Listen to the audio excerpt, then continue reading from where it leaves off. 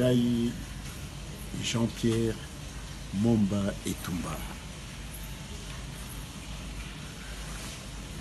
Nasalaki réconciliation na président Mobutu le 12 mars 1980 à Bruxelles, na Zongaki na Mboka. Et je suis resté à côté de Mobutu jusqu'à sa mort. Jeudi le 15 mai 1997, na camp Tchatchi, à 17h heure locale. Marshal Mobutu a bengisaki ngai na bandeko mibale ayambaki biso ezali Papa Sokoni Louis, ancien secrétaire particulier et confident ya Patrice Lumumba, na professeur Djembi Mwembo, ancien directeur na biso na francophonie na Paris.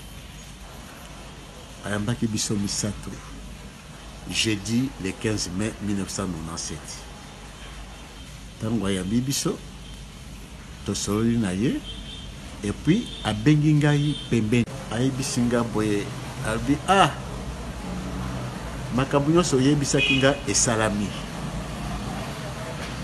yo oza prophète, nabengi yo awa mpo natikela yo makambo nakotikela yo soki nakufi.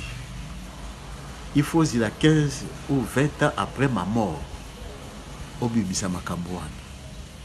Komeka kobimisa mo siko te po bakoboma yo. Makambo ngo ezali nini?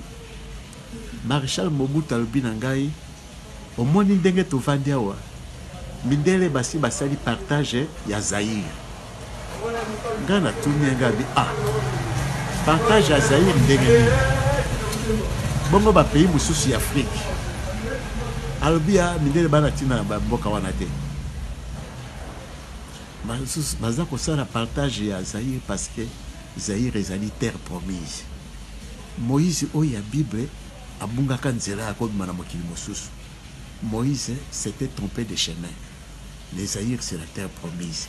Et puis balobi boye biso bazaïrois, nous sommes des sous-hommes, des ratés. Tous hommes mérités mboka oyo te. Yango wana il faut balongola biso na mokili oyo. Basali partage ya Zaïre. Ezali 1. Président Bill Clinton, il y a États-Unis, François Mitterrand, il y a France, Helmut Kohl, il y a Allemagne, Margaret Thatcher, il y a Grande-Bretagne, Roi Baudouin, na Premier ministre na ya Belgique. Basali laboratoire moko, na kati laboratoire on a bâti ba savant mindele. Bango bazali mosala bango pour étudier comment ndenge nini bako réaliser projet la bango wana.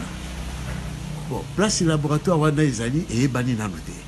Ceux qui sont aux États-Unis, ceux qui sont en France, ceux qui sont en Grande-Bretagne, ceux qui sont en Allemagne, ceux qui sont en Belgique, mais ezali quelque part. Ba américain bazui est. C'est-à-dire les trois Kivu, la province orientale, aux Zaïre. Ba britannique bazui Kasaï nyosomi bale Kasaï occidental na Kasaï oriental. Ba allemand bazui Bandundu na Bazaïre. Ba français bazui Chaba Katanga. Ba belge bazui Équateur Maïndombe na Kinshasa. Pourquoi Maïndombe? Maïndombe tango roi Léopold II a Seda qui était indépendant du Congo na Belgique atikalaki na Maïndombe là que Léopold II. Alors na 60 ans tous ont mérité mboka oyo te. Tita boma ba politicien nyoso. Bako boma ba homme d'affaires nyoso. Bako boma ba chef coutumier nyoso. Bako raser ba village nyoso. Ba généraux na ngai o mingi ba trahir ngai. Bako boma bango nyoso. Bako kotisa poison awa. Poison wana ezali pona ko détruire jeunesse. Jeunesse a comme voyou, bandit, criminel, bako créer insécurité dans mboka. La CIA a sali église de réveil. Église de réveil wana bako kotisa ngo partout ezali pona ko paralyser peuple, ko endormir peuple, ko distraire peuple. Alors bako remplacer biso na ba nilotique. Et puis alobi boye Laurent Kabila lokola za koya wana na Afrique yepe bakoboma ye basali programme na bango il y a 30 ans.